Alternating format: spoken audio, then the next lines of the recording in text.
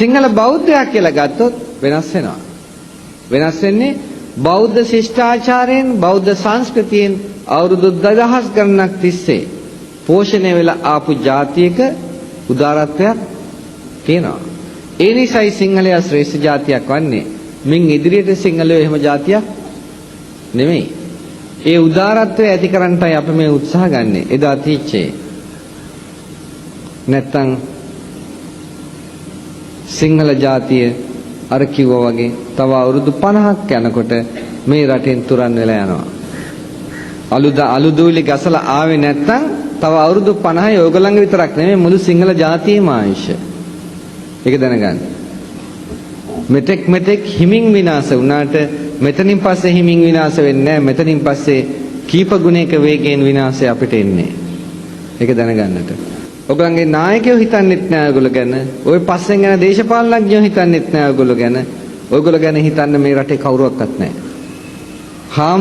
හාමුදුරුවරුන්ගෙනුත් බොහොම ටික දෙනෙක් විතරයි ඔය ඇත්තෝ ගැන හිතන්නේ. නෑ අනිත් කවුරුවක් නෑ. අපි හරිම අසරණ ජාතියක් වෙලා දැන්. ඔය හිටියට. අර ටික වැඩියෙන් ඉන්න හින්දා ඔහොම හිටියට දැනගන්න ඔය වැඩිකම ටික දවසක් යනකොට ඉවර වෙනවා. අවුරුදු 40ක් යනකොට සිංහල මුස්ලිම් දෙක එක සමානයි ලංකාවේ. දැනගන්න. ඒතකොට එදාට බලේ ඉන්නේ මුල් තැන්වල මුස්ලිම් ඇත්තෝ. ඊගාවට මෙයාගේ දරුවා යනවා රස්සාවක් හොයන්න. සිංහලයෝ දුර්වලයි. කියනවා නම වෙනස් කළා ආගම වෙනස් කරොත් දෙන්නම් කියලා. අද ඒක වෙලා තියෙනවා. මේ දැනුත් ඒක වීගෙන යනවා. හොඳ.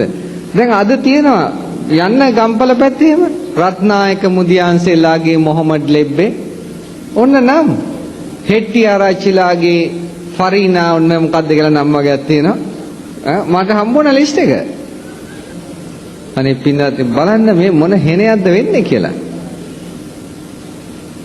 මේ ටික කියලාත් ඔය ඇත්තන්ගේ ඇස් ඇරෙන්නේ නැත්තම් ඉතින් බන කියලා ඇති වැඩක් වෙන්නේ නැහැ මේ මම බන කියන්නේ නිවන් දකින්න නෙමෙයි ඔයගොල්ලෝ හැමදෙනාම බලාපොරොත්තු වෙන්නේ මෙතන සපවත් ජීවිතයක් ගත කරන්න. නැද්ද? ඔයගොල්ලෝ ඉගෙන ගත්තයි කියලා සපවත් ජීවිත ගත කරන්න හම්බ වෙන්නේ නැහැ කාටවත්.